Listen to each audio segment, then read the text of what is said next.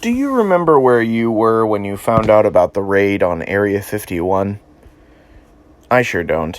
But for a few weeks this summer, anyone with internet access could hardly escape the memes, videos, jokes, and even think pieces about the Facebook event that swept our electronic imagination. I, for one, loved the crudely drawn tactical maps showing a bunch of different internet stereotypes and subcultures, from Naruto runners and wall-punching Kyles to furries, all using their unique skills to penetrate one of the most speculated about secrets of both the American military and the conspiracy scene. We were gonna free the aliens. We were gonna clap some extraterrestrial cheeks, test drive UFOs, and smoke space blunts. And yet here we are, just about a week from the date of the proposed raid, and it feels as if it's been wiped from the conversation. Is that just how fast memes age and die these days? What in the little green hell is going on? When Maddie Roberts first conceived the idea for the raid, it was clearly a joke. The kind of hyperbolic humor that's been a staple of the internet since before YouTube and Facebook even existed. And then suddenly it exploded. Viral doesn't cover it. It was a pandemic. The event became a sensation and spawned crop after crop of hot takes and dank memes. Actual flesh and blood news anchors and chat shows covered it. Eventually, the original Facebook event amassed over 2 million responses, and photos leaked showing military personnel getting briefed on the potential situation. Even the FBI called Roberts, in his own words, to make sure I wasn't an actual terrorist making pipe bombs in the living room. Personally, I had mixed feelings. I loved the idea of a top-secret military base being overrun with average Americans looking for little gray aliens, but at the same time, I had my doubts. After all, the powers that be were not going to let this raid happen, right? If it did go forward, the military security around Area 51 would have to subdue ordinary American citizens, which would not play well in Peoria. Then again, could the raid simply be a release valve for our pent-up feelings of powerlessness, perhaps stage-managed by shadowy organizations with sinister acronyms? Was Robert just chasing clout a little too far? Was it a psyop meant to make actual activism seem boring or ridiculous? Or was it really just an internet joke that struck 2 million nerves all at once? After his encounter with the FBI, Roberts changed tack.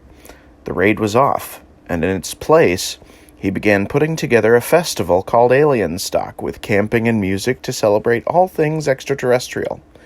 While originally slated to take place in a small town near Area 51, the venue has since been changed to Las Vegas, and it's unclear at this time how the whole thing will go.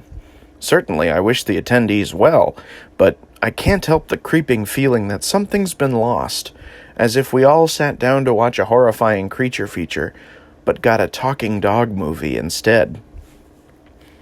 Recuperation happens when business as usual takes some subversive trend and declaws it while appropriating its aesthetics to make money. We see it again and again in the histories of various scenes and subcultures, from hippies to hip-hop. Political commentary and radical attitudes are sanitized, and we get psychedelic soup commercials and rapping grannies on TV. But I have rarely, if ever, seen such a quick turnaround from subversion to recuperation as with the Area 51 raid. It's unclear whether the FBI interview influenced Roberts' decision to create Alien Stock, and there's no guarantee that a few stalwart maniacs won't try to go forward with the original plan. But even now that the memes moment seems to be over, there's one takeaway that I hope none of us lose sight of. All joking aside, they really can't stop all of us. A critical mass of people can do anything, whether that's forcing our way into the UFO hangars or turning every company into a co-op and every neighborhood into a commune. That, I believe, is the real reason for the suppression and recuperation of the summer's most popular memes. Not necessarily to defend one secret base or whatever happens to be inside, but to defend the systems that maintain that base. Those systems, the military-industrial complex, the state, and capitalism, only work if we remain isolated, engaging half-heartedly in a rigged economy and a stilted form of democracy that few of us truly believe in anymore. Even if you don't want to fight business as usual, we will need real popular power to fight the emerging threats of climate change and fascism. The Area 51 raid reminds us that there are untold numbers of people out there who are ready to listen to radical messages couched in humor, and they don't have to be practical or sensible to be compelling. If we can't act effectively on this potential, then recuperation will ensure that we end up with aesthetic cliques in place of revolutionary movements. But if we can leverage this opportunity, then who knows? We can't guarantee a victory, but one thing is for certain. They can't stop all of us.